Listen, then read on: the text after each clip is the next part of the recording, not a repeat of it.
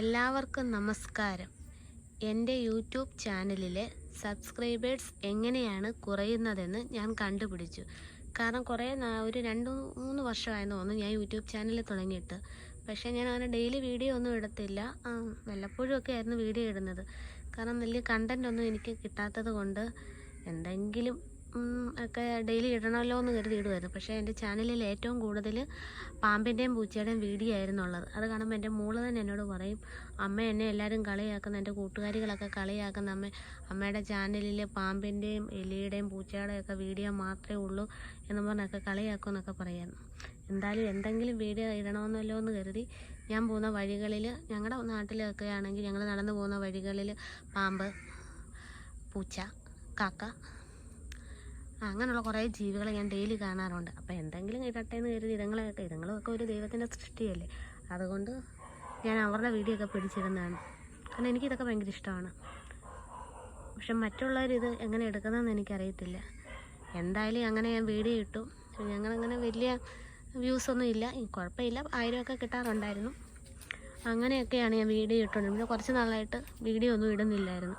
അങ്ങനെ ഒന്നും ഇടാനപ്പോൾ ഒരു ദിവസം ഓർത്ത് പോയി, എന്നാലും യൂട്യൂബ് ചാനൽ കൊണ്ടിട്ട് ഒന്നും ഇടാതിരിക്കണ്ടല്ലോ എന്ന് കരുതിയാണ് ആ എനിക്ക് ഇഷ്ടപ്പെട്ട കുറേ മോട്ടിവേഷൻ വീഡിയോ ഒക്കെ അതിൻ്റെ അകത്ത് ഇട്ടത്. ചുമ്മാ ഒരു രസത്തിന് ഇട്ടതായിരുന്നു. പക്ഷേ ആ മോട്ടിവേഷനൊക്കെ എൻ്റെ ചാനലിൽ പെട്ടെന്ന് റീച്ച് ആവുമെന്ന് ഞാൻ പോലും പ്രതീക്ഷിച്ചില്ല. അതായത് 10,000 വ്യൂസൊക്കെ കിട്ടിയിരുന്ന എനിക്ക് മോട്ടിവേഷൻ വീഡിയോ ഇടാൻ തുടങ്ങിയപ്പോൾ തന്നെ 14 ലക്ഷവും 10 ലക്ഷവും ഒക്കെ എൻ്റെ ചാനലിലെ മോട്ടിവേഷൻ വീഡിയോ ഒക്കെ ആൾക്കാർ കാണാൻ തുടങ്ങി. അങ്ങനെ എൻ്റെ സബ്സ്ക്രൈബറൊക്കെ കൂടാൻ തുടങ്ങി.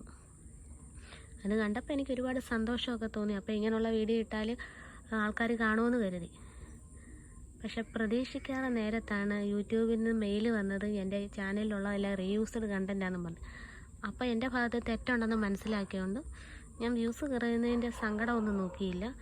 ഞാൻ എത്രമാത്രം എൻ്റേതല്ലാത്ത എന്തുമാത്രം വീഡിയോ മോട്ടിവേഷൻ്റെ ഇട്ട് അതെല്ലാം ഞാൻ ഡിലീറ്റ് ആക്കി കളഞ്ഞു.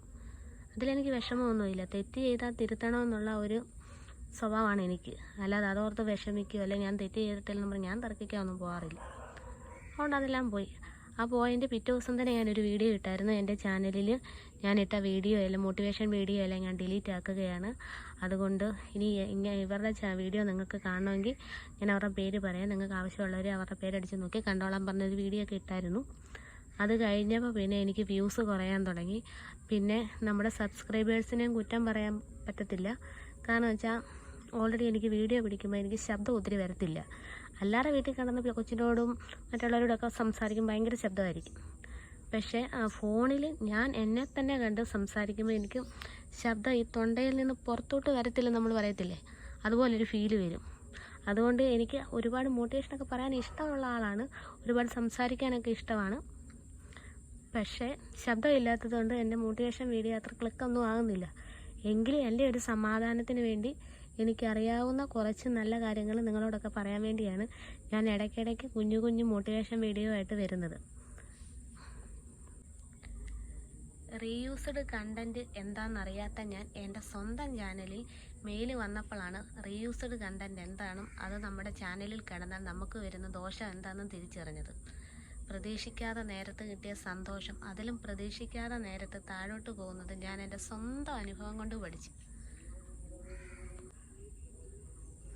ഒരുപാട് ഉയരങ്ങളിൽ ചെന്ന് കഴിഞ്ഞിട്ട് അവിടെ നിന്ന് താഴേക്ക് വീഴുമ്പോൾ ആ വീഴ്ചയുടെ ആഹാരം എത്രത്തോളം ഉണ്ടെന്ന് എനിക്ക് പെട്ടെന്ന് മനസ്സിലായി.